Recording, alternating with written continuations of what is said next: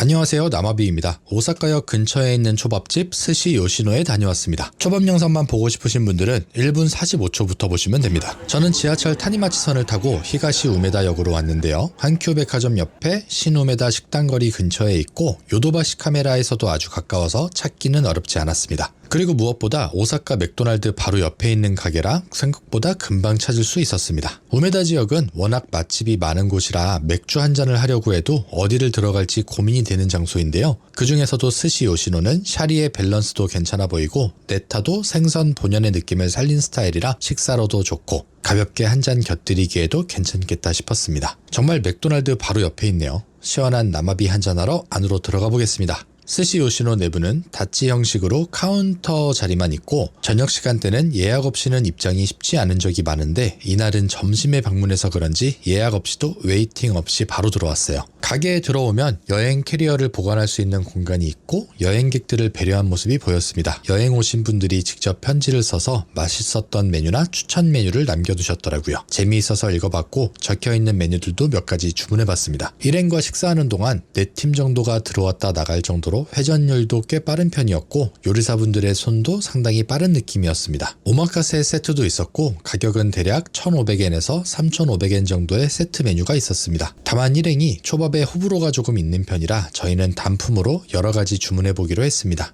참고로 스시 요시노는 카드나 전자결제가 안되고 현금 결제만 가능했습니다. 다행히 미리 현금을 조금 준비해와서 문제는 없었습니다. 카드만 들고 다니시는 분들은 조금 곤란할 수도 있는 부분이네요. 자, 첫 번째 초밥이 나왔습니다. 오마카세 집처럼 맛있게 먹는 방법도 간단히 설명해 주셔서 좋았어요. 메뉴도 사진이 함께 있어서 잘 모르는 종류도 편하게 고를 수 있었던 점이 개인적으로는 좋았습니다. 샤리와 네타 모두 윤기가 느껴졌고 신선한 상태가 잘 전달되는 느낌이 좋았어요. 딱히 격식을 요구받는 분위기도 아니었고 편안하게 먹을 수 있어서 그 점도 좋았어요. 저는 어디서 먹든 가장 먹고 싶은 걸 먼저 먹는 편이라 혼막으로 숙성 참다랑어 초밥부터 먹어봤습니다. 가격은 대부분 200엔에서 300엔 정도였고 주문하면 한 피스씩 나옵니다. 그래서 일행 것까지 2개씩 주문했습니다. 일행이 간장이 안 나온다고 간장통을 흔들고 있길래 위쪽을 눌러보라고 했더니 잘 나오네요. 도미초밥도 육질이 부드럽고 질기지 않은 느낌이었습니다. 샤리는 생선 맛을 방해하지 않고 너무 단단하지도 너무 부드럽지도 않아서 제 기준에서는 좋았어요. 초밥을 먹을 때 오사카에서는 샤리에 직접 간장을 찍어 먹는 스타일을 고수하는 경우가 있는데요. 여기 스시 요시노 초밥은 밥에 간장을 직접 찍어도 쉽게 풀어지지 않아서 저같이 간장을 많이 찍어 먹는 사람한테는 괜찮았어요. 또 간장을 많이 찍지 않아도 풍미가 느껴졌고 숙성회의 맛이 차분하게 느껴지는 그런 느낌이었네요. 사장님께서 도미 메네기를 추천해 주셔서 주문해 봤습니다. 메네기는 파의 어린 새싹인데요. 가늘고 긴 어린 파 위에 소금이 살짝 뿌려져 있었습니다. 입에 넣는 순간 꽤 인상적인 조합이었습니다. 샤리와 도미 그리고 메네기의 조합이 생각보다 잘 어울렸습니다. 일본 스시 장인들 사이에서는 메네기를 생선을 돋보이게 하는 그림자와 같은 존재라고 이야기하기도 한다고 합니다. 파 특유의 알싸한 맛은 강하지 않고 은은한 향이 느껴지며 시각적으로도 꽤 깔끔한 느낌이었습니다. 아무리 오사카라도 쉽게 보기 힘든 고등어 초밥도 있었고 아부리 참치 뱃살도 함께 주문했습니다. 스시 요시노는 소금으로 간을 하는 스타일이라 맛의 밸런스를 조금 더 강조하는 느낌이었습니다. 소금 알갱이가 꽤 보이길래 처음에는 조금 걱정했는데 제 입에는 짜기보다는 바다의 느낌처럼 느껴져서 좋았어요. 일본의 스시 장인들은 쌀 한 톨에도 혼을 담는다고 하는데 그 말이 조금은 이해되는 느낌이었습니다. 저는 회전초밥 체인점도 자주 가는 편인데요. 속도는 회전초밥집처럼 빠르고 맛에서는 확실히 그 차이가 느껴졌습니다. 이날은 저녁에 운전을 해야 해서 무알콜 맥주로 한잔했습니다. 일반 맥주잔에 함께 따라주셔서 기분 좋게 마실 수 있었습니다. 제 일행은 야마구치현의 동양미인 사케를 한 잔 마셨습니다. 잔술로도 판매하고 있어서 부담없이 한 잔 경험해보기에는 괜찮아 보였어요.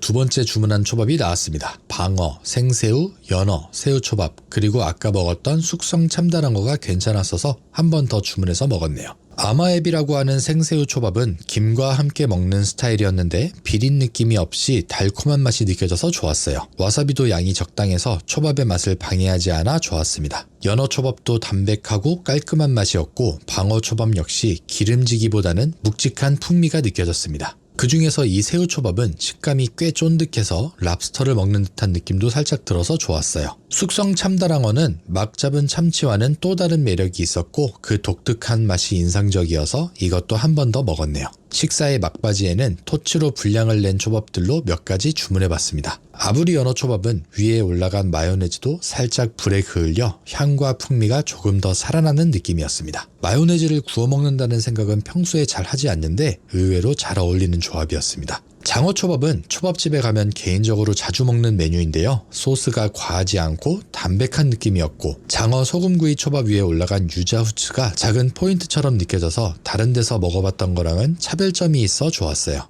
조금 뜨거웠지만 식감은 꽤 좋았습니다. 그리고 마지막으로 계란초밥도 주문했습니다. 어렸을 때 자주 봤던 만화책 미스터 초밥왕에서 좋은 초밥집은 계란초밥이 맛있다는 이야기가 있던 게 생각나서 이런 스시집에서 마지막으로는 계란초밥을 시키는 편인데요. 식감은 부드럽고 카스테라를 먹는 듯한 느낌도 있었으며 촉촉하고 담백해서 괜찮았어요. 김과 함께 먹으니 맛의 밸런스가 조금 더 살아나는 느낌이었습니다. 전체적으로 보면 친구와 함께 와도 편하게 식사할 수 있는 가게라는 느낌이었습니다. 그리고 제가 느낀 가장 큰 특징은 샤리였습니다. 밥알이 과하게 뭉치지 않고 가벼운 식감이었으며 식초향도 강하지 않아서 생선 맛이 잘 살아나는 느낌이었습니다. 네타 역시 붉은 살의 색감이나 기름기의 밸런스가 좋았고 연어나 광어 같은 대중적인 메뉴들도 안정적인 느낌이었습니다. 오사카 특유의 분위기 때문인지 손님들도 웃고 떠들며 즐겁게 식사하는 모습이 많았습니다. 우메다에서 가볍게 나마비루 한 잔과 함께 식사를 하기에는 나쁘지 않아서 자주 찾게 되는 곳이에요. 전반적으로 편안하게 식사에 집중할 수 있는 분위기도 좋았습니다. 직원들도 친절하고 활기차고 다녀오면 좋은 기운을 받아서 항상 기분이 좋아지는 그런 곳이네요. 오늘도 긴 영상 봐주셔서 감사합니다. 항상 행복하시고요. 좋아요와 구독, 알림 설정까지 해주시면 영상 만드는 데 큰 힘이 됩니다. 감사합니다.